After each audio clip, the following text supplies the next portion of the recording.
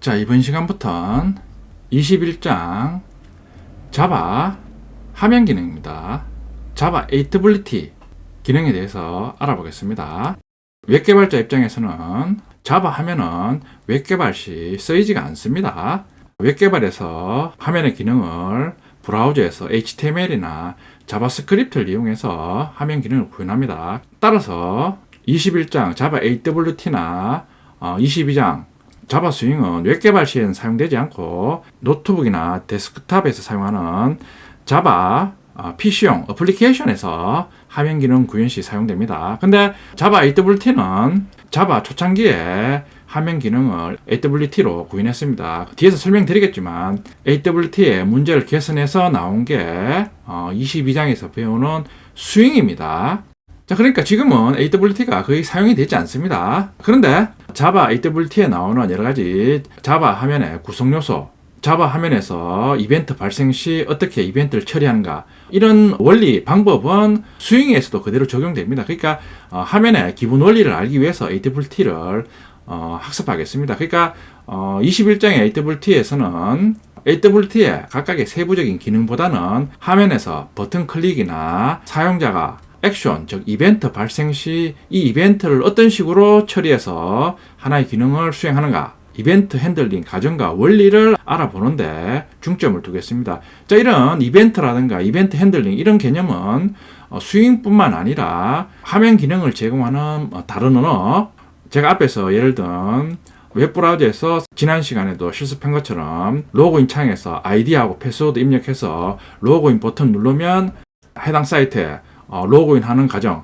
이런 과정도 21장에서 배우는 이벤트와 이벤트 핸들링 과정을 통해서 기능을 구현합니다. 그러니까 21장에서 나오는 개념을 잘 알아두시면 이런 개념이 스윙뿐만 아니라 모든 언어에도 공통적으로 적용됩니다.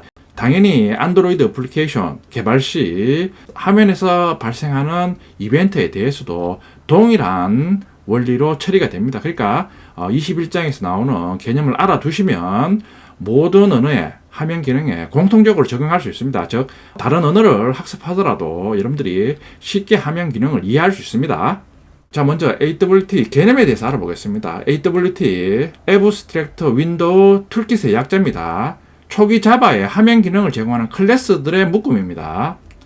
자, 특징은 운영체제의 종속입니다. 자, 운영체제 종속이 되니까 자바는 우리 앞에서 자바의 특징에서 학습했듯이 한 번만 코드를 작성하면 모든 운영체제에서 동일하게 실행할 수 있습니다. 근데 초기에 나온 AWT로 자바 화면 구현 시 운영체제 종속이 되기 때문에 운영체제마다 조금씩 화면의 모양이 다릅니다. 미리 말씀드리지만 그래서 나온 게 22장에서 배우는 스윙입니다. 운영체제 종속적인데 반면에 처리 속도는 스윙보다 빠르게 처리할 수 있습니다. 그러니까 장단점이 있습니다. 근데 지금은 자바는 모든 기능과 화면이 운영체제 관계없이 동일하게 표시가 돼야 되기 때문에 22장에서 배우는 스윙 기능을 이용해서 주로 화면 기능을 구현합니다. 그러니까 앞에서 말씀드린 것처럼 21장에서는 AWT를 이용해서 자바 화면의 구성 요소가 뭐고 화면에서 이벤트 발생 시 어떤 과정을 처리하는가, 요 점에 대해서 중점적으로 설명드리겠습니다. 화면의 구성 요소, 이벤트 핸들러 개념은 스윙과 동일합니다. 그리고 말씀드렸듯이 스윙뿐만 아니라 모든 언어에서 이벤트와 이벤트 핸들링 하는 과정은 동일합니다. 그러니까 AWT에 나오는 개념을 잘 이해해 두시면 웹 어플리케이션 뿐만 아니라 안드로이드 등등등 해서 다른 언어에서 화면 기능 구현 시 쉽게 화면 기능을 구현할 수 있습니다. AWT 개총 구조입니다. 자, AWT는 크게 컴포넌트 계열과 메뉴 컴포넌트 계열로 분류할 수 있습니다. 자, 최상위 오브젝트 클래스에 대해서 컴포넌트와 메뉴 컴포넌트가 상속받습니다. 자, 컴포넌트는 크게 컨테이너와 화면에서 사용자와 직접 인터페이스하는 버튼, 초이스, 리스트와 같은 화면 컴포넌트로 구분할 수 있습니다. AWT로 구현한 화면의 구성 요소입니다. AWT는 크게 컴포넌트, 컨테이너, 배치 관리자로 나눌 수 있습니다. 자, 컴포넌트는 옆에 계산기 화면에서 보듯이 컴포넌트는 버튼, 체크박스, 라디오 버튼, 텍스트 필드 같은 화면에서 사용자에게 여러 가지 기능을 제공하는 요소를 의미합니다. 그러니까 계산기를 예를 들면 자, 계산기에 숫자 버튼을 이용해서 사용자가 계산하고자 하는 숫자를 입력합니다. 자, 그리고 입력한 사용자의 숫자에 대해서 표시를 해주는 입력 상자, 사용자가 다른 기능을 선택할 수 있는 메뉴, 이런 사용자가 직접 인터페이스에서 기능을 제공하는 요소를 컴포넌트라고 합니다. 우리가 웹 브라우저나 아니면 프로그램 사용 시 일상적으로 많이 사용하는 기능입니다. 자, 다음 구성 요소는 컨테이너입니다. 화면 전체에 틀을 제공하고 컴포넌트를 포함 또는 표시하는 기능을 합니다. 윈도우와 판넬 계열로 나눌 수 있습니다. 계산기 프로그램에서 전체 화면에 틀을 제공하는 기능을 하는 게 컨테이너입니다. 자바 AWT로 화면 구현 시 전체 화면의 틀은 프레임을 이용해서 일반적으로 구현합니다. 그리고 윈도우, 즉 프레임 안에 컴포넌트를 배치해서 사용자와 인터페이스 합니다. 뒤에서 자세히 알아보겠습니다. 배치 관리자, 레이아웃 매니저라고 합니다. 컨테이너에서 컴포넌트의 크기와 위치를 지정해 줍니다. 각 컨테이너는 기본 배치 관리자를 가집니다. 지금 윈도우 컨테이너 안에 어떤 버튼을 우리가 원하는 위치에 위치할 수 있게 하는 기능을 배치 관리자가 수행합니다. 뒤에서 학습하겠지만 각 컨테이너는 기본 배치 관리자를 가집니다. 기본 배치 관리자 외에 필요하면 다른 배치 관리자를 지정해 줄 수도 있습니다. 뒷부분에서 상세히 알아보겠습니다. 첫 번째 AWT 구성 요소입니다. 컨테이너입니다.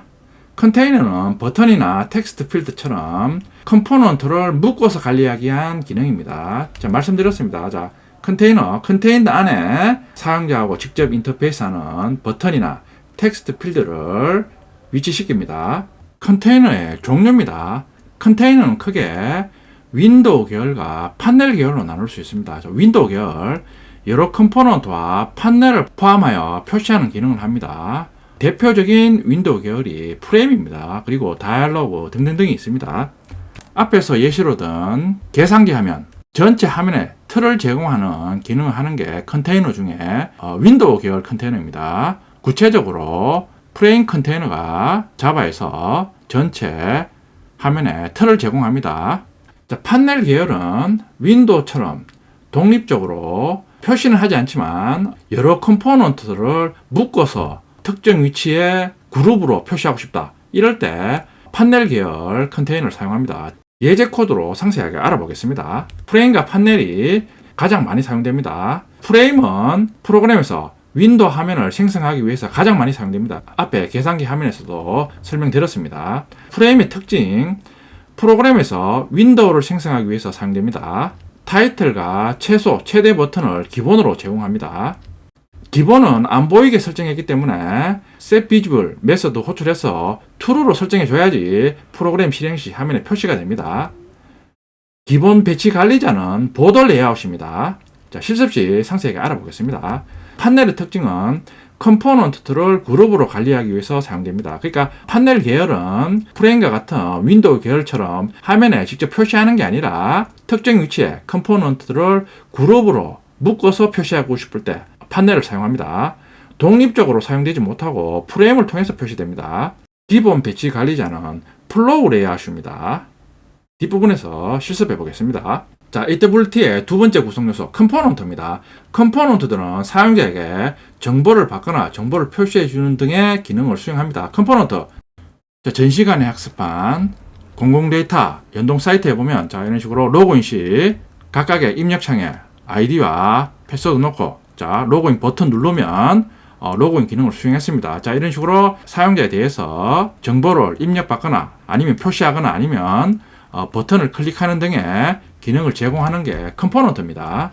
자, 주요 컴포넌트, 버튼, 체크박스, 초이스, 라벨, 리스트, 스크롤바, 텍스트 필드 등이 있습니다. 자, 우리가 자주 사용하는 기능입니다. 다음은 배치 관리자입니다. 컴포넌트가 원하는 위치에 배치할 수 있게 하는 기능을 제공합니다.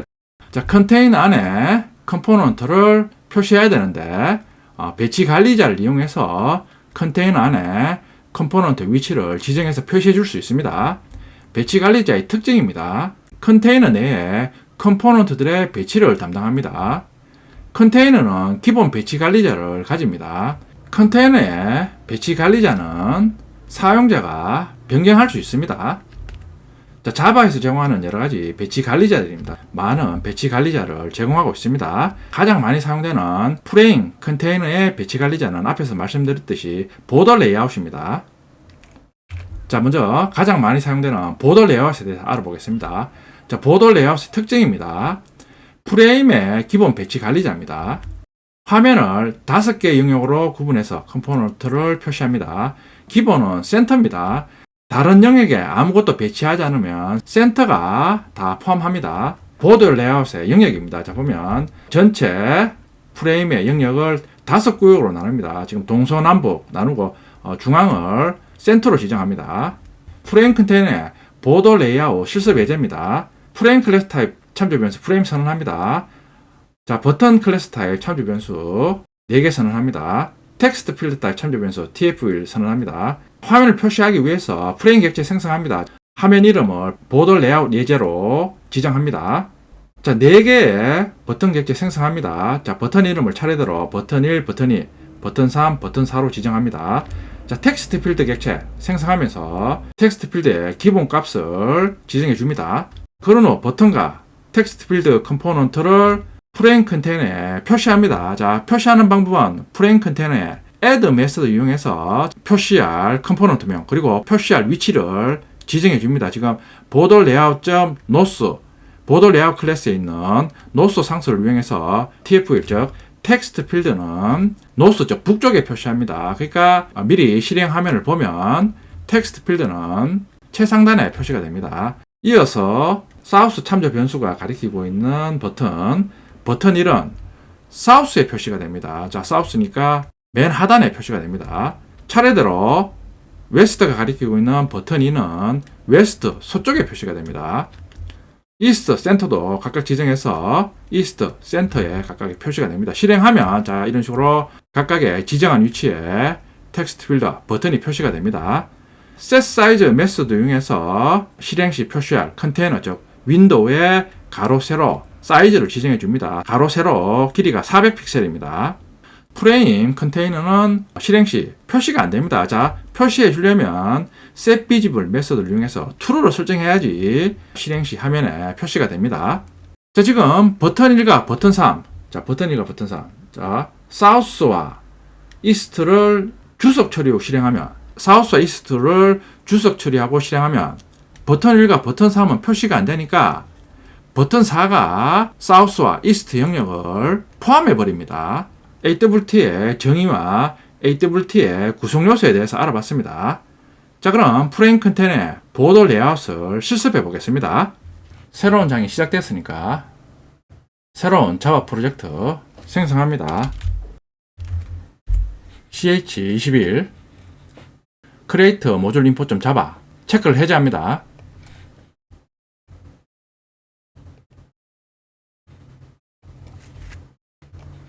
자, 섹션 01.ex01 패키지 생성합니다.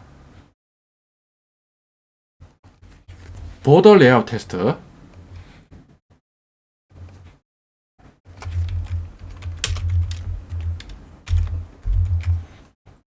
프레임 클래스 타입 참조 변수 프레임 선언합니다.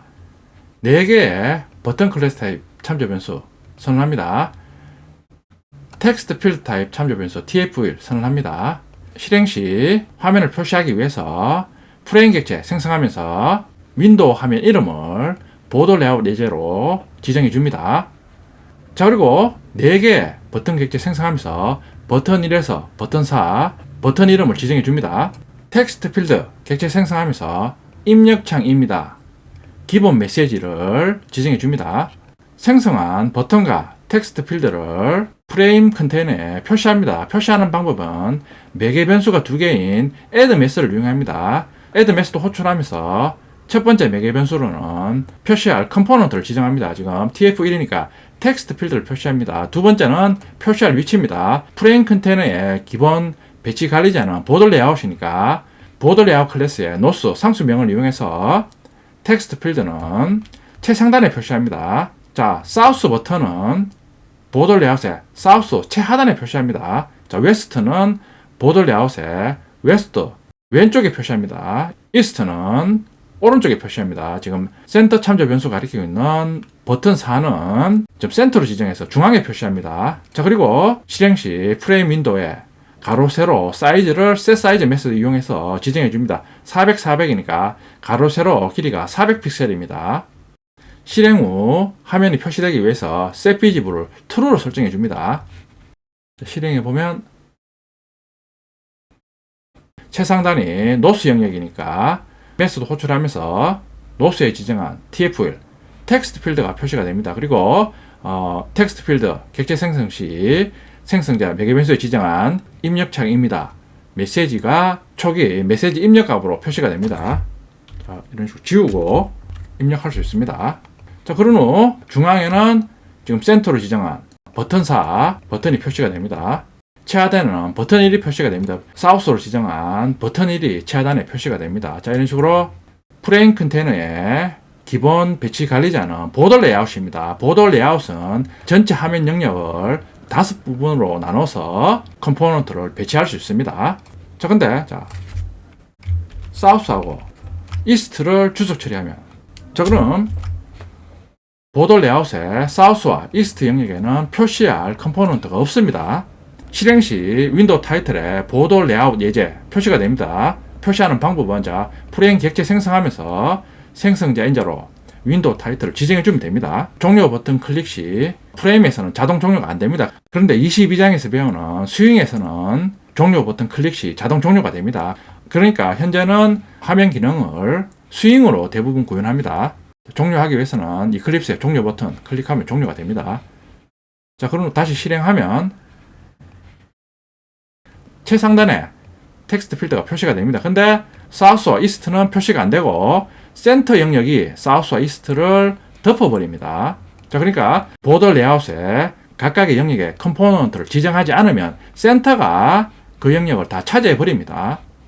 자, 첫 번째 배치 관리자 보더 레이아웃에 대해서 실습해 봤습니다.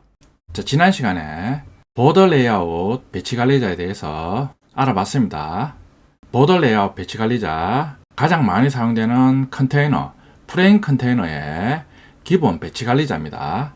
이번 시간에는 두 번째 배치 관리자 플로우 레이아웃에 대해서 알아보겠습니다. 자, 플로우 레이아웃의 특징입니다. 컨테이너 중에 판넬 컨테이너가 플로우 레이아웃을 기본 배치 관리자로 가집니다. 배치 방법은 컴포넌트들을 수평으로 나열해 줍니다. 자, 예제를 보면 쉽게 알 수 있습니다. 프레임 클래스 타입 참조 변수 프레임 선언합니다. 자, 그리고 버튼 타입 참조 변수 버튼 1부터 버튼 3까지 3개 선언합니다. 프레임이나 버튼 이런 자바 AWT 기능을 사용하기 위해서는 코드에 있는 것처럼 java.awt 패키지에서 임포트를 해야 됩니다. 자, 프레임 객체 선언합니다. 자, 그리고 3개 버튼 객체 선언하면서 버튼 이름을 각각 OK, 오픈, 클로즈로 설정해 줍니다. 앞에서 실습했듯이 프레임의 기본 배치 관리자는 보더 레이아웃입니다. 근데 실행 중에 각각의 컨테이너는 사용자가 그때그때 배치 관리자를 변경해서 사용할 수 있습니다. 자, set layout 메소드를 이용해서 프레임 클래스의 배치 관리자를 플로우 레이아웃으로 변경해 줍니다. new flow layout, 플로우 레이아웃 객체를 set layout 메소드의 인자로 전달하면 프레임의 배치 관리자는 플로우 레이아웃으로 변경이 됩니다. 자, 그런 후 3개의 버튼을 플로우 레이아웃에 배치합니다. 자, add 메소드를 이용해서 버튼 1, 버튼 2, 버튼 3 참조 변수를 add 메소드 인자로 전달해서 프레임에 배치합니다. 자, set size 메소드 호출해서 가로 세로 길이를 300픽셀로 지정합니다. set visible을 true로 해서 실행하면 자, 실행 결과입니다. 자, 실행 결과를 보면 자, 이번에는 프레임의 배치 관리자가 플로우 레이아웃으로 설정했기 때문에 추가한 버튼이 수평으로 나열되어서 추가가 됩니다. 자, 이런 식으로 추가하다가 우측에 공간이 없으면 자동으로 줄바꿈해서 다음 줄에 계속 컴포넌트를 나열해서 각각의 컴포넌트를 정렬합니다. 플로우 레이아웃 배치 관리자 컴포넌트를 수평으로 나열 시 사용합니다. 자, 이번에는 그리드 레이아웃입니다. 그리드 레이아웃의 특징입니다. 테이블 형태의 배치 관리자입니다. 우리 엑셀 사용 시 각각의 셀이 테이블 형태로 나열되어 있는 것처럼 그리드 레이아웃을 사용하면 컨테이너에 추가하는 컴포넌트들을 가로 세로 행가열을 지정해서 테이블 형태로 배치할 수 있습니다. 생성 시 행가열을 지정해서 배치할 수 있습니다. 컴포넌트 추가 시 왼쪽에서 오른쪽, 위에서 아래로 배치되면서 추가가 됩니다. 예제를 보면 쉽게 알 수 있습니다. 프레임 클래스 타입 참조 변수 프레임 선언합니다. 3개의 버튼 타입 참조 변수 선언합니다. 3개의 텍스트 필드 타입 참조 변수 선언합니다. 프레임 객체 생성합니다. 3개의 버튼 객체도 생성합니다. 그리고 3개의 텍스트 필드 객체도 생성합니다. 자, 이어서 프레임의 배치 관리자를 그리드 레이아웃으로 변경해 줍니다. set 레이아웃 메소드 호출하면서 new 그리드 레이아웃, 그리드 레이아웃 생성자를 호출해서 메소드의 인자로 전달합니다. 2,0이니까 2는 컴포넌트 배치 시 행의 수를 의미합니다. 0은 열의 수를 의미합니다. 2,0이니까 프레임에 컴포넌트를 추가 시 2행으로 배치를 하라, 그런 의미입니다. 예를 들어 자, 밑에 add 메소드를 이용해서 6개 컴포넌트를 추가하니까 2행으로 만들려면 한 행에 3개씩 배치해야 됩니다. 그러니까 행의 수만 고정적으로 지정해서 사용하겠다, 그런 의미입니다. 컴포넌트를 8개를 추가하면 당연히 한 개의 행에 4개의 컴포넌트를 배치합니다. 주석으로 처리했는데 set layout 호출하면서 new grid layout 3,0을 전달하니까 3개 행으로 컴포넌트를 배치하라는 의미입니다. 그러니까 실습해 보겠지만 6개 컴포넌트를 추가하면 3개 행으로 구성되어야 되니까 한 개 행에 2개의 컴포넌트를 배치합니다. 팩 메소드 호출하면 실행 시 컨테이너의 가로 세로 크기를 포함하고 있는 컴포넌트의 사이즈에 자동으로 맞춰줍니다. 자, 앞에서 프레임의 가로 세로 사이즈 설정 시 set 사이즈 메소드 호출해서 300, 300 사용자가 구체적으로 가로 세로 길이를 지정해 줬습니다. 자, 실행 시 프레임에 팩 메소드를 호출하면 프레임의 가로 세로 크기를 포함하고 있는 컴포넌트 크기에 일치하도록 만들어서 화면에 표시하게 해줍니다. 자, 실행 결과입니다. 자, 첫 번째 실행 결과는 그리드 레이아웃의 인자를 2,0으로 설정한 실행 결과입니다. 2,0으로 설정했으니까 6개 컴포넌트를 프레임에 추가했으니까 한 개 행에 3개의 컴포넌트가 표시가 됩니다. 그러면 2개의 행으로 6개의 컴포넌트를 표시할 수 있습니다. 자, 아래 실행 결과는 그리드 레이아웃 지정 시 3,0으로 지정 시 실행 결과입니다. 보면 3,0이니까 3개 행으로 출력해야 되니까 한 개 행에는 2개의 컴포넌트가 표시가 됩니다. 자, 그리고 팩 메소드 호출했으니까 실행 시 프레임 즉 윈도우즈의 가로 세로 길이는 포함하고 있는 내부 컴포넌트의 사이즈와 자동으로 일치하게끔 사이즈가 지정되어서 표시됩니다. 자, 자바 화면 구현 시 가장 많이 사용되는 배치 관리자에 대해서 알아봤습니다. 실제 API 문서에서 봤듯이 더 많은 배치 관리자를 지원하고 있습니다. 학습한 보더 레이아웃, 플로우 레이아웃, 그리드 레이아웃이 가장 많이 사용됩니다. 실습해 보겠습니다. 플로우 레이아웃 예제입니다. 플로우 레이아웃 테스트.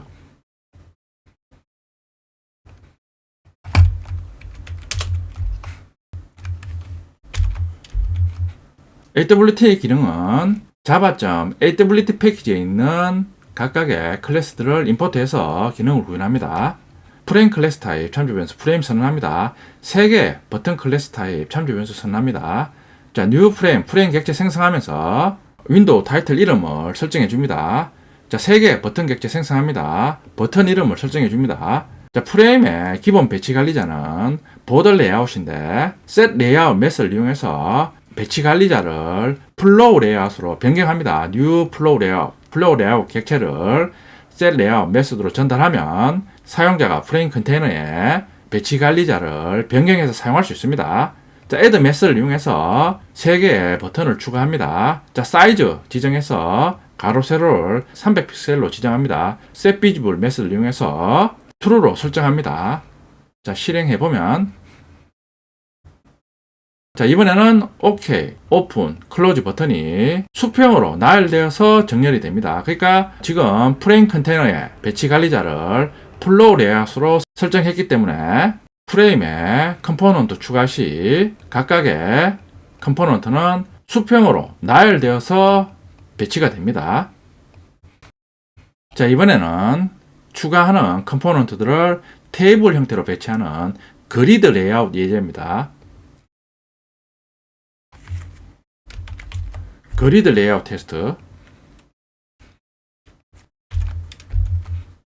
프레임 클래스 타입 참조 변수 프레임 선언합니다. 3개의 버튼 타입 참조 변수 선언합니다. 3개의 텍스트 필드 타입 참조 변수도 선언합니다. 자, 프레임 객체 생성합니다. 3개의 버튼 객체, 3개의 텍스트 필드 객체 생성합니다. 자, 이번에는 프레임의 배치 관리자를 그리드 레이아웃으로 설정합니다. set layout 메소드 호출하면서 new 그리드 레이아웃 객체를 인자로 전달합니다. 2,0이니까 자, 이번에는 프레임에 add 메소드를 이용해서 컴포넌트 추가 시 자, 2가 행이니까 2행으로 각각의 컴포넌트를 배치하라. 그런 의미입니다. 지금 6개의 컴포넌트가 추가되니까 2행으로 배열하려면 1개의 행에 3개의 컴포넌트가 배치가 돼야 됩니다. 팩 메소드 호출하면 프레임의 가로 세로 크기를 포함하고 있는 컴포넌트 크기에 일치하게끔 만들어서 출력하게 합니다. set visible 메소드 호출하면서 true로 설정합니다. 자, 실행해 보면 자, 이번에는 그리드 레이아웃을 설정했으니까 설정하면서 2,0으로 지정했으니까 2는 행의 수니까 지금 6개의 컴포넌트가 추가가 됐으니까 2행으로 배치를 하려면 1개 행에 3개 컴포넌트가 위치해야 됩니다. 그리드 레이아웃 지정하면서 3,0을 지정하면 자, 실행하면 자, 이번에는 3,0이니까 3개 행으로 배치를 해야 되니까 1개 행에 2개의 컴포넌트들이 배치가 됩니다. 자, 그리고 팩 메소드 호출하니까 프레임의 가로 세로 사이즈가 포함하고 있는 컴포넌트의 사이즈와 일치하게끔 프레임의 가로 세로 길이 즉 윈도우의 크기가 자동으로 설정이 됩니다. 자, 반면에 자, 그럼 구체적으로 가로 세로 길이를 지정해 줘 보겠습니다. set size 메소드 호출해서 300, 300으로 지정합니다. 자, 실행하면 사용자가 직접 가로 세로 사이즈를 지정해주면 프레임이 지정한 사이즈에 맞춰서 출력이 됩니다. AWT로 화면 구현 시 가장 많이 사용되는 3개의 배치 관리자에 대해서 알아봤습니다. 자, 문서에 자, 레이아웃 매니저는 인터페이스로 선언되어 있습니다. 하위에 구현한 레이아웃 매니저 구현 클래스들입니다. 이미 실습한 그리드 레이아웃, 보더 레이아웃, 플로우 레이아웃 등등 해서 더 많은 배치 관리자를 제공하고 있습니다. 자, 이번에는 판넬 컨테이너의 기능에 대해서 알아보겠습니다. 판넬은 주로 컴포넌트들을 특정 위치에 그룹으로 배치시킬 때 많이 사용합니다. 예제를 보면 쉽게 알 수 있습니다. 참조 변수, 프레임, 그리고 판넬 타입 참조 변수, 판넬을 선언합니다. 자, 2개의 버튼 타입 참조 변수 선언합니다. 텍스트 필드 타입 참조 변수, TF1을 선언합니다. 프레임 객체 생성합니다. 2개의 버튼 객체 생성합니다. 텍스트 필드 객체도 생성합니다. 자, 그리고 판넬 객체 생성합니다. 프레임의 add 메소드를 이용해서 TF1, 텍스트 필드를 보드 레이아웃에 노스, 즉 최상단에 배치합니다. 실행 결과를 미리 보면 OK, 캔슬 버튼을 보드 레이아웃에 중앙에 나열해서 배치합니다. 나열해서 배치하는 방법은 판넬을 이용합니다. 자, 판넬 참조 변수를 이용해서 판넬에 백그라운드 색상을 그린으로 설정합니다. 자, set 백그라운드 메소드 호출해서 컬러 클래스에 그린 필드를 지정해서 백그라운드 색상을 녹색으로 지정합니다. 그리고 판넬 클래스에 add 메소드를 이용해서 2개의 버튼을 추가합니다. 판넬의 기본 배치 관리자는 플로우 레이아웃입니다. 그러니까 2개의 버튼 추가하면 OK, 캔슬 버튼이 수평으로 나열해서 배치가 됩니다. 프레임의 add 메소드를 이용해서 판넬을 프레임의 중앙에 배치합니다. 그러니까 프레임 같은 경우에는 사용해 본 것처럼 실행 시 사용자에게 단독으로 화면을 보여주는 용도로 많이 사용됩니다. 반면에 판넬은 사용자에게 단독으로 보여주는 용도가 아니라 일단은 판넬에 컴포넌트들을 추가해서 그 컴포넌트들을 묶어서 한꺼번에 특정 위치에 배치하는 용도로 많이 사용됩니다. 지금 보면 add method를 이용해서 두 개의 버튼을 판넬에 일단 추가한 후 그 판넬 자체를 프레임의 센터에 배치하는 방법으로 OK, 캔슬 버튼을 수평으로 나열해서 사용자들에게 표시를 해줍니다. 그러니까 판넬은 여러 개의 컴포넌트들을 묶어서 특정 위치에 배치하고 싶을 때 판넬을 사용합니다. 실습해 보겠습니다. 판넬 테스트.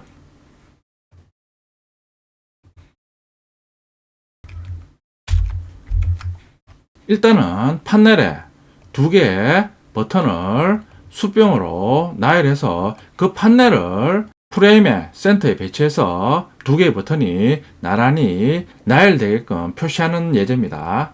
판넬 타입 참조 변수 선언합니다. 프레임 객체, 두 개의 버튼 객체, 텍스트 필드 객체 생성합니다. 판넬 객체도 생성합니다. 자, 그런 후 프레임 최상단에 텍스트 필드를 배치합니다.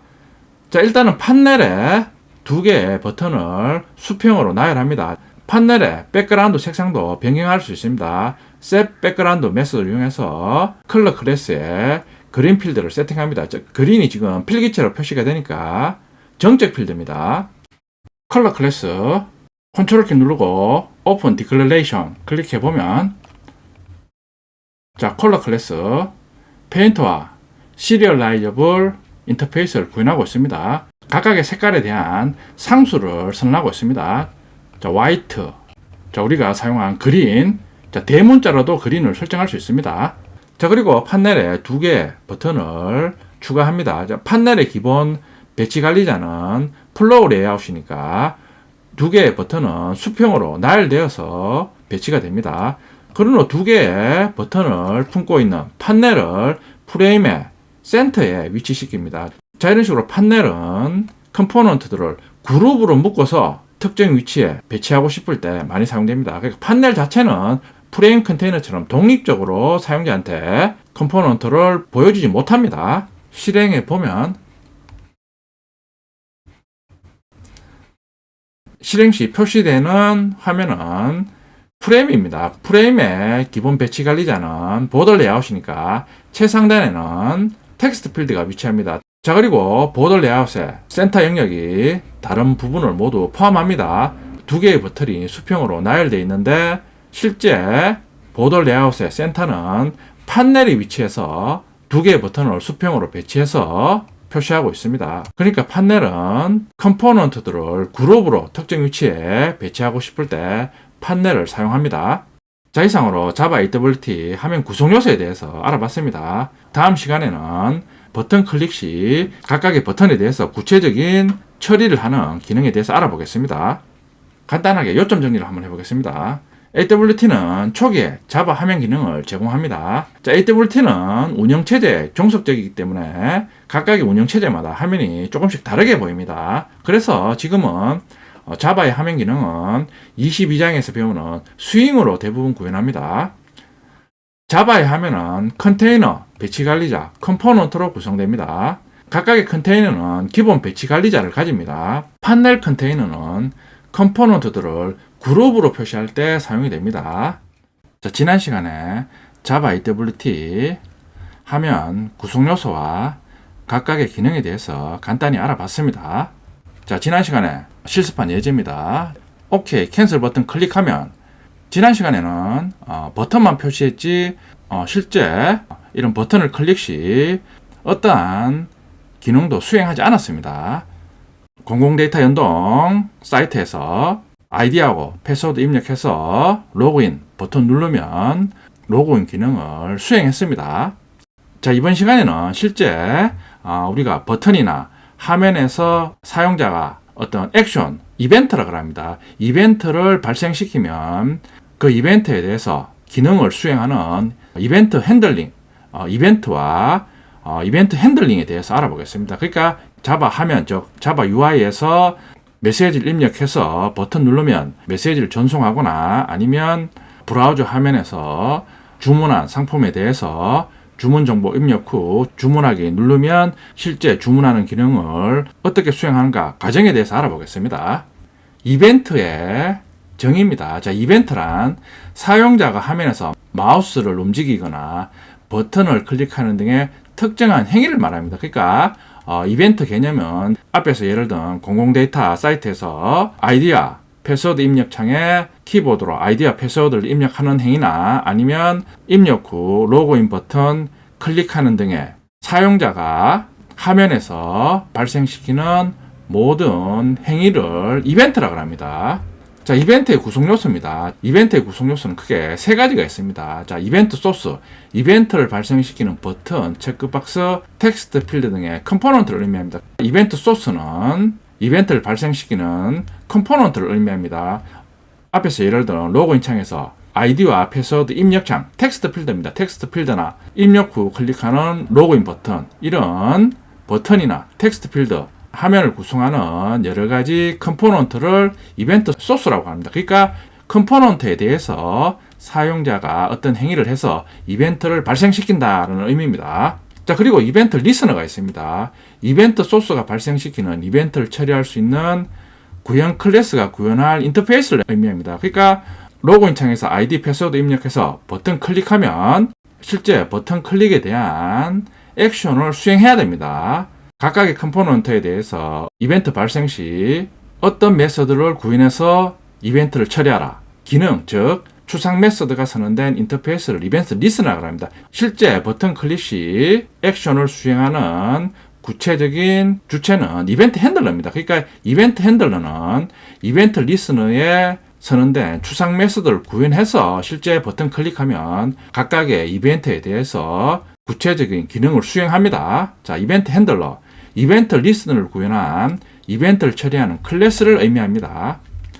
자, 이벤트 발생 시 이벤트 처리 과정입니다. 자, 이벤트 발생 시 이벤트 처리 과정은 자바뿐만 아니라 웹 개발 시 화면 기능은 브라우저에서 HTML이나 자바스크립트를 이용해서 구현합니다. 웹 개발 시 브라우저에서 발생하는 이벤트나 이벤트 처리 과정, 그리고 안드로이드 화면에서 이벤트 발생 시 이벤트 처리 과정과 동일합니다. 그러니까 여러분들이 잘 알아두시면 웹 개발 시 화면 기능이나 안드로이드 개발 시 화면 기능에도 유용하게 사용할 수 있습니다.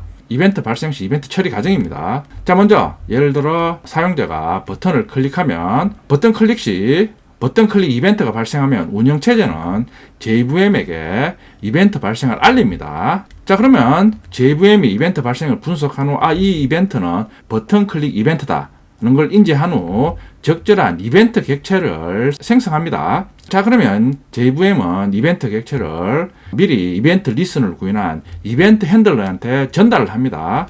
자, 이벤트 핸들러는 이벤트 객체를 받아 적절히 처리를 합니다. 예를 들어 로그인 버튼을 누르면 결국에는 로그인 과정은 미리 로그인 버튼 발생시킨 이벤트에 관련된 이벤트 리스너를 먼저 구현한 이벤트 핸들러가 버튼 클릭한 이벤트 객체를 받아서 로그인 기능을 수행합니다. 자바의 이벤트 구성 요소와 이벤트 발생 시 어떻게 이벤트 처리되는가 과정을 설명드렸습니다. 이 과정은 실제 뒤에서 자바 코드로 구현해 보면 쉽게 이해할 수 있습니다. 자, 이번에는 자바에서 발생하는 이벤트에 대해서 대응하는 클래스입니다. 이벤트란 사용자가 자바 화면에서 발생시키는 여러 가지 액션, 행위를 말합니다. 자, 이런 자바 이벤트는 각각의 발생하는 이벤트마다 대응하는 클래스를 만들어서 제공합니다. 즉, 사용자가 예를 들어 화면에서 버튼 클릭 시 버튼 클릭 이벤트에 대한 이벤트 클래스 객체를 JVM이 자체적으로 생성해서 사용자가 미리 구현한 이벤트 핸들러로 전달합니다. 그럼 자바에서 만들어서 제공하는 이벤트 클래스의 종류에 대해서 알아보겠습니다. 자, 먼저 이벤트 클래스의 구조입니다. 최상위에 AWT 이벤트 클래스가 위치합니다. 하위에 상속받는 이벤트 클래스, 액션 클래스가 있습니다. 액션 클래스는 가장 많이 사용하는 이벤트 클래스입니다. 화면에서 버튼 클릭 시 발생하는 이벤트에 대한 클래스입니다. 자, 그리고 어드저스먼트 이벤트, 컴포넌트 이벤트, 아이템 이벤트, 텍스트 이벤트. 텍스트 이벤트는 텍스트 창에 문자 입력 시 발생하는 이벤트에 대한 이벤트 클래스입니다. 여러 가지 이벤트 클래스가 제공되고 있습니다. 각각의 이벤트 클래스에 대한 설명입니다. 액션 이벤트. 가장 많이 사용된다 그랬습니다. 화면에 있는 버튼 클릭 시 발생하는 이벤트입니다. 그 외에 리스트, 메뉴 등의 컴포넌트가 눌리거나 선택되었을 때 발생하는 이벤트입니다. 어저스먼트 이벤트, 스크롤바와 같은 조정 가능한 컴포넌트에서 조정이 일어나면 발생하는 이벤트입니다. 자, 스크롤은 지금 PPT에 아래 내용을 보기 위해서 지금 마우스로 지금 이동시키는 게 이게 스크롤입니다. 그러니까 어저스먼트 이벤트는 이런 스크롤을 움직일 때 발생하는 이벤트입니다. 아이템 이벤트, 리스트와 같은 선택 항목이 있는 컴포넌트에서 선택 항목을 선택했을 때 발생하는 이벤트입니다. 자, 이런 여러 가지 이벤트 클래스를 제공합니다. 각각의 이벤트가 발생 시 JVM이 자체적으로 이벤트 객체를 생성시켜 줍니다. 마우스 이벤트는 마우스가 눌려지거나 움직일 때 발생하는 이벤트입니다. 마우스 관련된 이벤트가 발생 시 대응하는 이벤트입니다.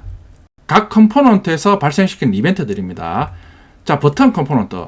자, 버튼 컴포넌트에서 대표적으로 발생하는 이벤트는 설명드렸듯이 액션 이벤트입니다. 그 외에 포커스 이벤트, 키 이벤트, 마우스 이벤트, 컴포넌트 이벤트도 발생할 수 있습니다. 체크박스는 아이템 이벤트, 포커스 이벤트, 키 이벤트, 마우스 이벤트, 컴포넌트 이벤트가 발생합니다.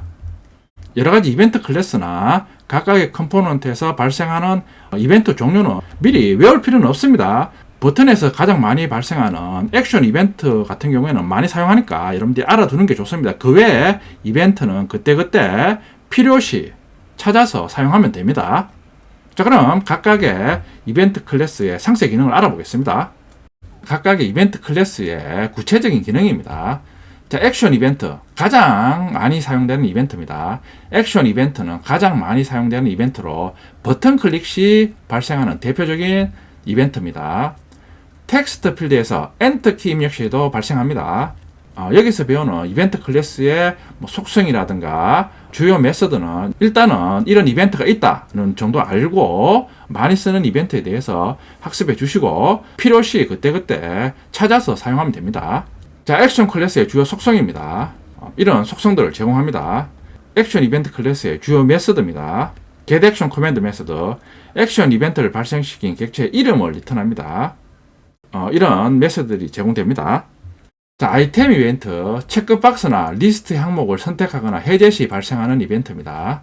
주요 속성을 제공하고 있습니다. 자, 그리고 아이템 이벤트 클래스의 주요 메서드입니다. 자, 이런 메서드를 제공해서 아이템 관련된 기능을 구현합니다. 자, 키 이벤트, 키보드 입력 시 발생하는 이벤트입니다. 키 이벤트 클래스의 주요 속성입니다. 자, 키 이벤트 클래스의 주요 메서드입니다. 키 이벤트 클래스는 키보드 입력 시 발생하는 이벤트니까 입력한 키 관련 메서드를 제공합니다. 자, 마우스 이벤트, 마우스를 움직이거나 클릭 시 발생하는 이벤트입니다. 마우스 이벤트 클래스의 주요 속성, 버튼 1 속성은 마우스 왼쪽 버튼을 의미합니다. 버튼 2는 마우스 오른쪽 버튼입니다. 버튼 3은 마우스 휠 속성입니다. 마우스 이벤트 클래스의 주요 메서드입니다. 마우스 관련 기능을 제공합니다. getX, getI 메서드는 마우스 이벤트 발생한 위치의 X 좌표와 Y 좌표를 리턴합니다. 자, 윈도우 이벤트, 화면에서 발생하는 이벤트를 의미합니다. 윈도우 이벤트 클래스의 주요 속성입니다. 자, 이런 속성들을 제공합니다. 윈도우 이벤트 클래스의 주요 메서드입니다. 화면에 관련된 기능을 제공합니다. 자, 이번에는 이벤트 리스너입니다. 자, 이벤트 리스너는 앞에서 설명드렸듯이 이벤트 발생 시 JVM이 발생한 이벤트에 대해서 이벤트 객체를 생성합니다. 자, 그러면 JVM이 생성한 이벤트 객체를 처리를 해야 되니까 이벤트 리스너를 구현한 이벤트 핸들러한테 전달을 합니다. 그러면 이벤트 핸들러는 JVM이 전달한 이벤트 객체를 이벤트 리스너의 추상 메서드를 구현한 이벤트 핸들러에서 받아서 실제 이벤트에 대한 기능을 수행합니다. 이벤트 리스너의 이름을 아는 방법입니다. 각각의 이벤트에 대해서 리스너를 결합하면 됩니다. 예를 들어 액션 리스너는 앞에 액션이니까 액션 이벤트를 처리하는 리스너입니다. 그러니까 액션 이벤트에 대해서 이벤트를 빼고 리스너를 결합하면 됩니다. 그러면 액션 이벤트를 처리하는 이벤트 핸들러를 구현하는 액션 리스너는 걸 알 수 있습니다. 아이템 리스너는 당연히 아이템 이벤트에서 이벤트를 빼고 리스너를 결합하면 됩니다. 그러면 아이템 리스너가 됩니다. 자, 이벤트 리스너의 종류입니다. 보면 액션 리스너는 액션 이벤트를 처리할 수 있는 추상 메소드가 선언됐습니다. 그러니까 예를 들어 마우스 클릭 시 액션 이벤트 발생하면 액션 이벤트를 전달받아서 실제 기능을 처리하는 이벤트 핸들러는 액션 리스너에 있는 액션 퍼폼드 추상 메소드를 구현해서 발생한 이벤트를 처리합니다. 그러니까 리스너는 앞에서 알아본 각각의 이벤트 발생 시 이벤트를 처리하는 추상 메소드가 선언된 인터페이스입니다. 실제 처리는 이벤트 리스너, 인터페이스를 구현한 이벤트 핸들러가 처리하는 겁니다. 이벤트 발생 시 이벤트 처리 과정, 예를 들어 버튼 클릭 시 발생한 이벤트, JVM은 결국 이런 식으로 이벤트가 발생하면 액션 이벤트 객체를 생성해서 액션 이벤트를 처리하는 메소드는 액션 이벤트니까 액션 리스너에 선언되어 있습니다. 그러니까 실제 처리는 액션 리스너를 구현한 이벤트 핸들러가 받아서 방금 살펴본 액션 리스너의 추상 메소드 액션 퍼폼드를 구현한 이벤트 핸들러에서 JVM이 전달한 액션 이벤트 객체를 이벤트 핸들러에서 구현한 액션 퍼폼드 메소드의 매개 변수로 받아서 처리하는 겁니다. 자, 그에 각각의 이벤트에 대해서 이벤트를 처리하는 추상 메소드가 선언된 이벤트 리스너를 나열하고 있습니다. 자, 아이템 리스너, 리스트에서 항목 클릭 시 발생한 이벤트를 처리하는 추상 메소드가 선언된 이벤트 리스너입니다. 아이템 스테이트 체인지드 추상 메소드가 선언됐습니다. 자, 윈도우 리스너, 화면에서 발생한 이벤트를 처리하는 추상 메소드가 선언된 리스너입니다. 자, 이런 식으로 여러 개의 추상 메소드가 선언돼서 각각의 윈도우에서 발생하는 이벤트에 대해서 처리를 할 수 있습니다. 마우스 리스너, 마우스 클릭 시 발생한 이벤트를 하이의 이벤트 핸들에서 마우스 클릭 추상 메소드를 구현해서 마우스 클릭 시 발생한 이벤트를 JVM이 마우스 이벤트 객체 생성해서 매개 변수 타입이 마우스 이벤트입니다. JVM이 마우스 이벤트 객체를 전달해서 마우스 클릭 시 발생한 이벤트를 처리합니다. 자바의 이벤트 정의와 실제 컴포넌트에서 이벤트 발생 시 이벤트를 어떤 과정으로 처리하느냐. 결국 이벤트 발생 시 발생한 이벤트에 대한 이벤트 객체를 JVM이 생성해서 이벤트 리스너를 미리 구현한 이벤트 핸들러에서 JVM이 생성한 이벤트 객체를 각각의 구현 클래스에서 구현한 추상 메소드의 매개 변수로 전달해서 원하는 기능을 수행합니다. 그럼 다음 시간에는 설명한 이벤트 처리 과정을 실습해 보겠습니다. 이번 시간에는 자바 이벤트 발생 시 이벤트 처리 과정을 구체적으로 자바 코드로 구현해 보겠습니다. 자바 이벤트 처리 과정입니다. 자, 먼저 1단계는 이벤트를 발생시킬 이벤트 소스를 결정합니다. 그러니까 예를 들어 로그인 창에서 아이디, 패스워드 입력 후 버튼 누르면 로그인 과정을 처리하듯이 이벤트를 발생시킬 이벤트 소스를 결정합니다. 당연히 로그인 창에서는 이벤트를 발생시킬 이벤트 소스는 로그인 버튼입니다. 두 번째 단계는 이벤트 소스에 대한 이벤트 리스너를 결정한 후 리스너의 추상 메소드를 이벤트 핸들러에 구현합니다. 로그인 버튼 클릭 시 버튼 클릭 즉 액션 이벤트 객체를 JVM이 발생시켜서 전달하니까 액션 이벤트 객체를 전달받아서 이벤트를 처리할 이벤트 리스너, 액션 이벤트 같은 경우에는 액션 리스너입니다. 액션 리스너는 인터페이스고 실제 이벤트를 처리하는 건 액션 리스너를 구현한 이벤트 핸들러입니다. 그러니까 이벤트 핸들러를 미리 구현해 놓습니다. 자, 그런 후 3단계에서는 이벤트 소스와 이벤트 핸들러를 연결시킵니다. 그러니까 실제 로그인 버튼 클릭 시 액션 리스너를 구현한 이벤트 핸들러가 액션 이벤트 객체를 받아서 처리하기 위해서는 미리 이벤트 소스와 이벤트 핸들을 연결시켜 놓고 난 다음에 실행 시 로그인 버튼을 누르면 연결한 이벤트 핸들러가 받아서 처리하는 겁니다. 자, 그럼 실제 이벤트 핸들러를 구현하는 방법입니다. 자바에서는 세 가지 방법으로 이벤트 핸들러를 구현합니다. 첫 번째 이벤트 핸들러 구현 방법은 화면 클래스를 이벤트 핸들러로 사용하는 방법입니다. 이벤트는 화면에서 많이 발생하니까 각각의 이벤트가 발생하는 화면을 이벤트 핸들러로 사용하는 방법입니다. 자, 두 번째는 내부 클래스로 이벤트 핸들러를 구현하는 방법입니다. 화면 클래스에서 이벤트가 발생하면 화면 클래스 내에 다시 내부 클래스를 만들어서 내부 클래스를 이벤트 핸들러로 이용하는 방법입니다. 세 번째 방법은 익명 클래스로 이벤트 핸들러를 구현하는 방법입니다.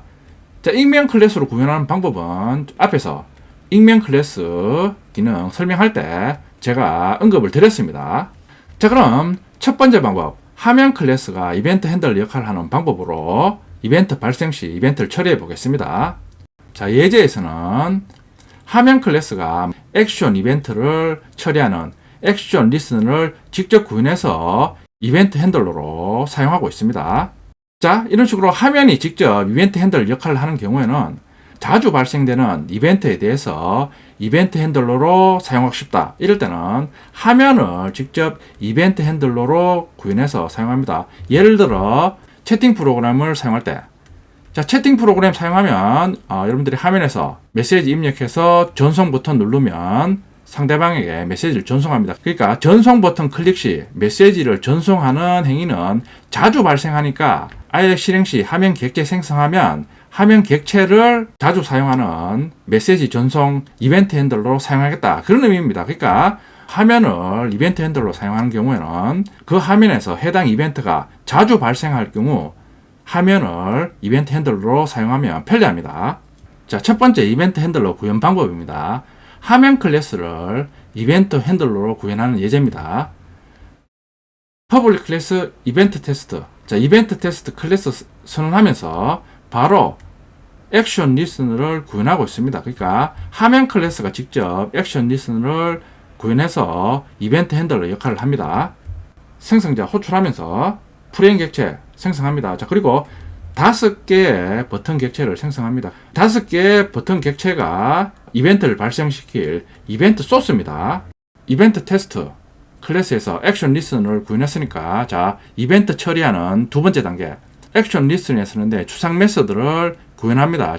액션 퍼폼드 추상 메서드를 구현하고 있습니다. 실행 시 버튼을 클릭하면 JVM이 버튼 클릭에 대한 이벤트 객체, 액션 이벤트 객체를 생성해서 액션 퍼폼드의 매개 변수가 지금 액션 이벤트니까 매개 변수 1로 전달합니다. 자, 전달 후 발생한 이벤트에 대해서 처리를 합니다. 자, 이 부분에서 getSource 메소드 호출하면 이벤트를 발생시킨 이벤트 소스의 위치값을 얻을 수 있습니다. 자, 위치값이 참조 변수 btn1하고 같으냐, 첫 번째 버튼이 눌려졌느냐를 체크합니다. 자, 눌려졌으면 버튼을 클릭, 메시지를 콘솔로 출력합니다. 자, 그리고 많이 쓰는 메서드가 여기 보면 getActionCommand 메서드입니다. 클릭한 버튼 이름을 직접 얻을 수 있습니다. 5개의 버튼에 대해서 버튼 클릭 시 이벤트를 처리합니다. 각각의 버튼 눌렀을 때 if else if 문으로 분기해서 각각의 버튼에 대한 메시지를 콘솔로 출력합니다.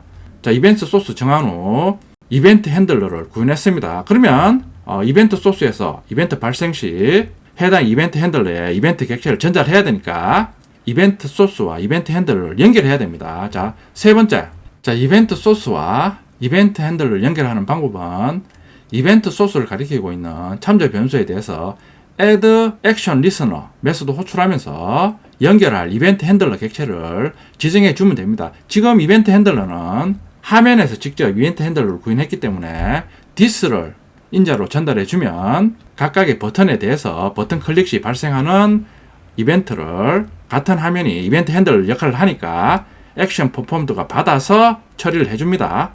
자, 실행 결과입니다. 자, 실행 후 버튼을 누르면 각각의 해당 버튼에 대한 메시지를 출력합니다. 자, 첫 번째 이벤트 핸들러 구현 방법이었습니다. 첫 번째 방법은 화면에서 해당 이벤트가 자주 발생하는 경우 사용하면 편리합니다. 자, 이번에는 내부 클래스로 이벤트 핸들러를 구현하는 방법입니다. 화면에서 직접 이벤트 핸들러를 구현하는 방법은 화면의 기능이 복잡해지거나 이벤트 핸들러의 기능이 복잡해지면 소스 코드가 복잡해집니다. 그러니까 이벤트 핸들러는 주로 화면 기능에서 많이 사용되니까 이벤트 핸들러 기능만을 내부 클래스로 분리해서 구현해서 사용합니다. 내부 클래스를 이용한 이벤트 핸들러입니다. 자, 똑같이 이벤트 테스트 클래스 선언합니다. 5개 이벤트 소스 역할을 하는 버튼 객체 생성합니다. 자, 이번에는 이벤트 핸들러로 사용한 이너 핸들러 내부 클래스를 선언합니다. 지금 보면 액션 리슨을 임플리멘트 하고 있습니다. 이번에는 이벤트 발생 시 이벤트 핸들러로 사용할 전용 내부 클래스를 구현해서 이벤트 발생 시 이벤트를 처리합니다. 액션 리스너에 선언된 추상 메서드 액션 퍼폼들을 동일하게 구현해 줍니다. 그런 후 세 번째, 이벤트 소스와 이벤트 핸들을 연결합니다. 연결하는 방법은 add action listener 메소드 호출한 후, 자, 이번에는 인자로 전달할 이벤트 핸들러 객체가 내부 클래스니까 new 이벤트 핸들러 지정해서 이벤트 소스와 이벤트 핸들을 연결합니다. 자, 실행하면 결과는 동일합니다. 그러니까 내부 클래스를 사용해서 이벤트 핸들러를 구현할 경우 화면 기능과 이벤트를 처리하는 기능을 분리해서 사용할 수 있으므로 가독성이 좋아집니다. 자, 이번에는 세 번째 이벤트 핸들러 구현하는 방법입니다. 익명 클래스로 이벤트 핸들러 구현하는 방법입니다. 자, 익명 클래스 이벤트 핸들러 구현하는 방법. 자바와 안드로이드에서 가장 많이 사용되는 방법입니다. 자, 코드를 보면 쉽게 이해를 할 수 있습니다. 똑같이 이벤트 테스트 클래스 선언합니다. 5개의 버튼 객체 생성합니다. 스타트 프레임 메소드 호출하면 바로 참조 변수 이용해서 add action listener 호출하면서 앞에서는 이미 구현한 이벤트 핸들러 객체를 add action listener 인자로 전달했는데 이번에는 new action listener 익명 객체를 바로 생성해서 action listener에 쓰는 action performed 추상 메소드를 바로 구현합니다. 지금 5개의 버튼에 대해서 add action listener 호출하면서 action listener 인터페이스에 쓰는데 추상 메소드를 바로 구현해서 사용하고 있습니다. 자, 그런 후 메인 메소드 실행해서 이벤트 테스트 객체 생성해서 스타트 프레임 메소드 호출하면 호출 시 바로 액션 리스너 추상 메소드 구현해서 익명 객체 생성해서 이벤트 소스와 add 액션 리스너 호출해서 이벤트 소스와 바로 연결합니다.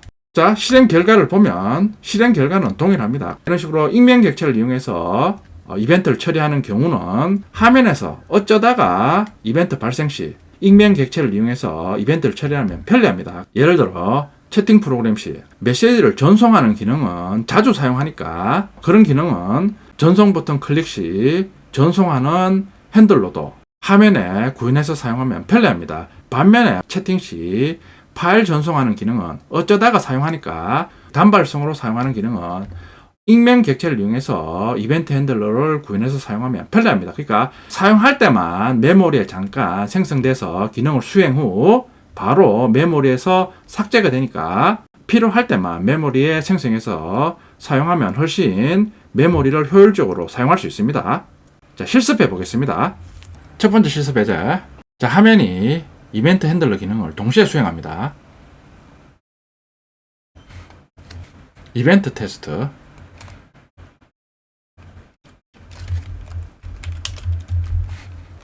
프레임 타입 참조 변수와 이벤트 소스를 가리키는 5개의 버튼 타입 참조 변수 선언합니다. 자, 먼저 이벤트를 발생시킬 이벤트 소스를 지정합니다. 이벤트 소스는 당연히 버튼입니다. 5개의 버튼 객체 생성합니다. 자, 지금 에러가 발생하는 이유가 첫 번째 예제는 화면 클래스를 이벤트 핸들러로 사용하니까 액션 리스너를 이벤트 테스트가 구현해 줘야 됩니다.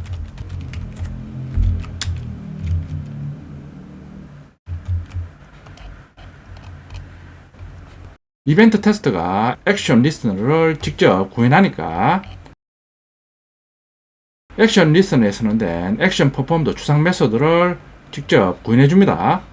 이벤트 소스, 즉 버튼 클릭 시 JVM은 버튼 클릭 이벤트, 액션 이벤트 객체를 생성해서 액션 퍼폼드로 전달합니다. 여기 보면 매개 변수 2가 액션 이벤트 클래스 타입입니다. 받아서 액션 이벤트에 get 소스 메소드 호출하면 발생한 이벤트 소스의 위치 값을 얻을 수 있습니다. 그 위치 값이 btn1, 즉 참조 변수 btn1이 가리키고 있는 첫 번째 버튼이냐? 첫 번째 버튼이면 버튼 1 클릭 메시지를 출력합니다. get action command 메소드 호출하면 클릭한 버튼의 이름을 얻을 수 있습니다. 자, 이런 식으로 각각의 5개 버튼 클릭 시 if else if 문으로 클릭한 버튼에 대해서 각각의 메시지를 출력할 수 있습니다. 자, 그러니까 5개의 버튼에 대해서 처리하는 이벤트 핸들러는 화면 클래스인 이벤트 테스트입니다. 자, 그런 후 이벤트 소스와 이벤트 핸들러를 구현했으니까 이벤트 소스와 이벤트 핸들러를 연결해야지 실제 이벤트 발생 시 해당 이벤트를 이벤트 핸들러에서 구현한 메서드에 이벤트 객체를 전달해서 처리를 할 수 있습니다. 자, 그게 스타트 프레임 메서드 호출하면서 각각의 이벤트 소스 객체를 가리키고 있는 참조 변수를 이용해서 add 액션 리스너 메소드 호출하면서 연결할 이벤트 핸들러 객체를 지정합니다. 지금 이벤트 핸들러 객체가 자기 자신이니까 this를 지정하고 있습니다. 자, 메인 메소드 실행 시 이벤트 테스트 객체 생성 후 스타트 프레임 메소드 호출하면 이벤트 소스와 이벤트 핸들러를 연결해서 버튼 클릭 시 이벤트를 처리합니다. 자, 실행해보면 콘솔 열었습니다. 자, 클릭하면 5번 버튼 클릭하면 버튼 오 클릭 메시지 출력합니다. 각각의 버튼 클릭 시 다른 메시지를 출력합니다. 자, 첫 번째 이벤트 핸들링 구현 방법을 실습해 봤습니다. 자, 첫 번째 방법은 화면 클래스가 이벤트 핸들러 기능을 구현합니다. 그러니까 화면에서 자주 발생하는 이벤트를 처리 시 사용하면 편리합니다. 두 번째 이벤트 핸들러 구현 방법은 내부 클래스를 이용해서 구현하는 방법입니다. 자, 이번에는 EX02 패키지 생성합니다. 이벤트 테스트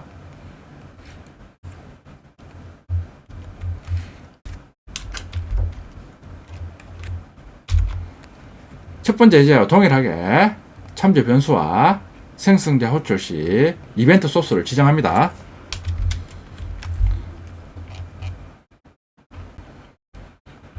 자, 이번에는 40행에 보면 inner handler 내부 클래스를 지정하고 있습니다. implement action listener 액션 리스너를 구현해서 내부 클래스 inner handler를 이벤트 핸들러로 사용합니다. 똑같이 액션 퍼폼드 추상 메서드를 첫 번째 예제와 동일하게 구현하고 있습니다. 이벤트 소스와 이벤트 핸들을 연결해야 되니까 스타트 프레임 메소드 호출 시 add action listener 메소드 호출하면서 이벤트 소스와 연결할 이벤트 핸들러 이번에는 내부 클래스를 이벤트 핸들러로 사용하니까 inner 핸들러 내부 클래스 객체를 인자로 전달합니다. 자, 메인 메소드 실행하면 스타트 프레임 메소드 호출하면서 이벤트 소스와 이벤트 핸들을 연결합니다. 자, 실행해 보면 클릭하면 기능은 동일합니다. 내부 클래스를 사용하면 화면에서 화면 구현 코드와 이벤트 처리하는 코드를 분리해서 작성할 수 있습니다. 자, 세 번째 예제는 익명 클래스를 이벤트 핸들러로 이용하는 방법입니다. EX03 패키지 구현하겠습니다.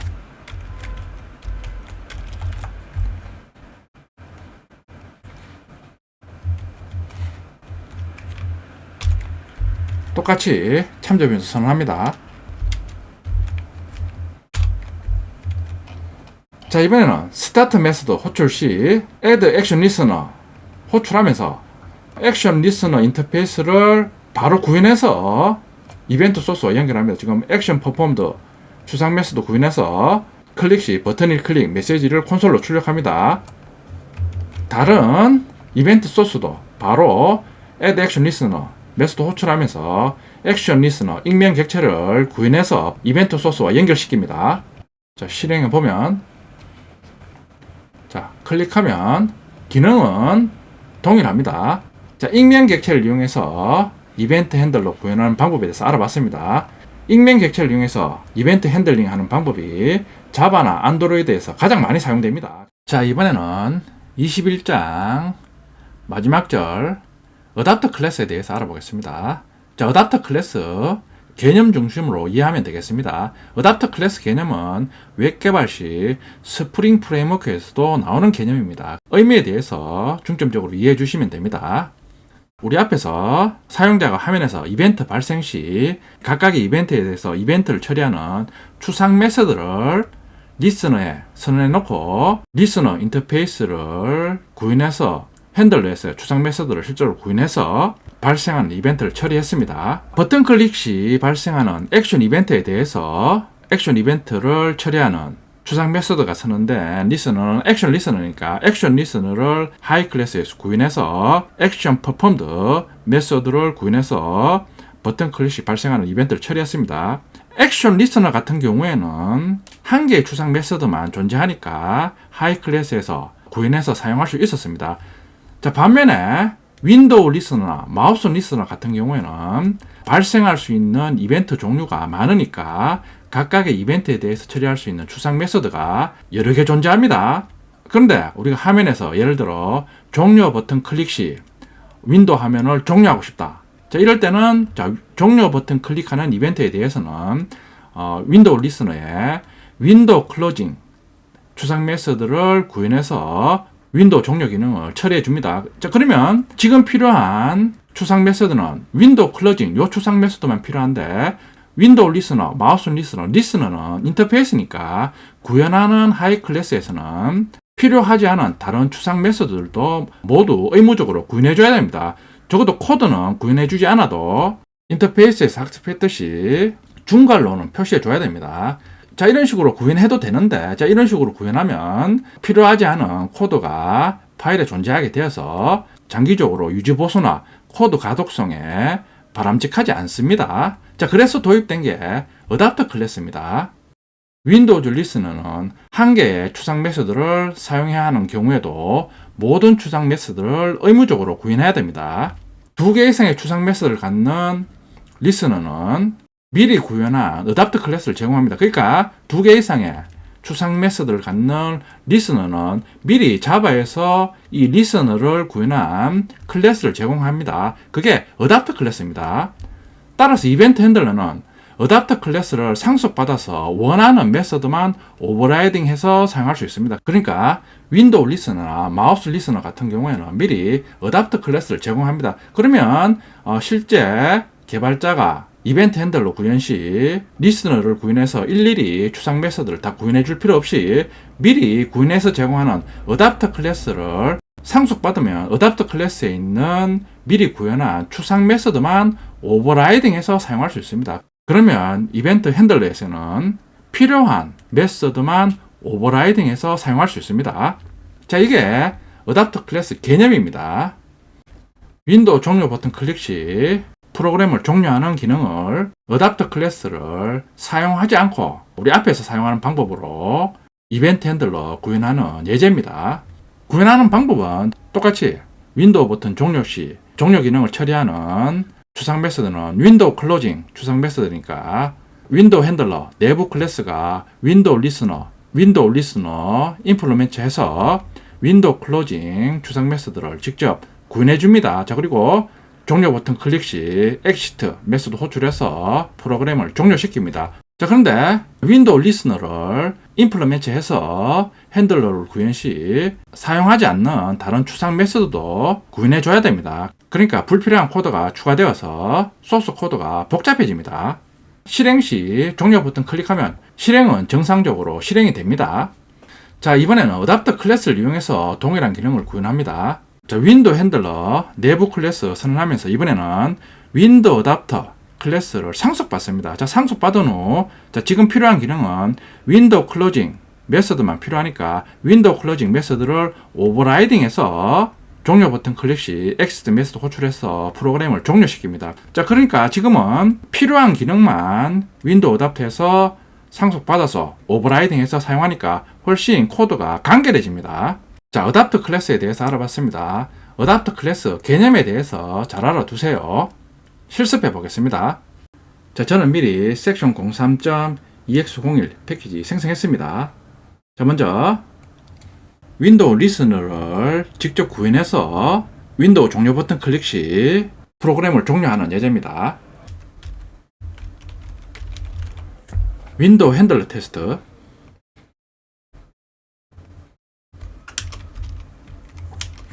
화면 관련 참조 변수 선언합니다. 자, 생성자 호출하면서 버튼 객체와 프레임 객체 생성합니다. 자, 그리고 프레임에 버튼을 위치시킵니다. 자, 그런 후 종료 버튼 클릭 시 윈도우를 종료하는 이벤트 핸들러를 작성합니다. 자, 지금 이벤트 핸들러로 사용하는 내부 클래스 윈도우 핸들러 선언합니다. 당연히 윈도우 핸들러로 사용하니까 윈도우 리스너를 임플리멘트 합니다. 윈도우 리스너에 선언된 추상 메서드를 구현합니다. 그리고 윈도우 버튼 클릭 이벤트 처리하는 추상 메서드는 윈도우 클로징 메서드입니다. 종료 버튼 클릭 시 프로그램 종료 메시지 출력 후 엑시트 메서드 호출하면서 프로그램을 종료시킵니다. 자, 지금 윈도우 핸들러에서 필요한 기능은 윈도우 클로징 메서드만 필요한데 윈도우 리스너를 임플리멘트 하니까 사용하지 않는 다른 추상 메서드도 의무적으로 다 구현해주고 있습니다. 그러니까 소스 코드가 복잡해집니다. 메인 메서드 실행 시 윈도우 핸들러 테스트 클래스 생성자 호출해서 실행합니다. 자, 실행해 보면 자, 종료 버튼 클릭하면 프로그램 종료 메시지 출력하면서 정상적으로 종료합니다. 자, 그런데 기능은 정상적으로 동작하는데 구현 시 불필요한 코드가 추가가 됩니다. 자, 이번에는 윈도우 어댑터 클래스로 똑같은 기능을 구현합니다.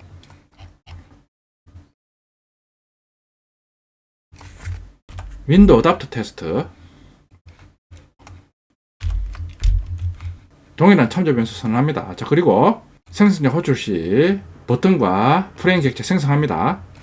자, 윈도우 종료 버튼 클릭 이벤트 발생 시 이벤트를 처리할 윈도우 핸들러 내부 클래스 선언합니다. 자, 이번에는 윈도우 어댑터를 상속받고 있습니다.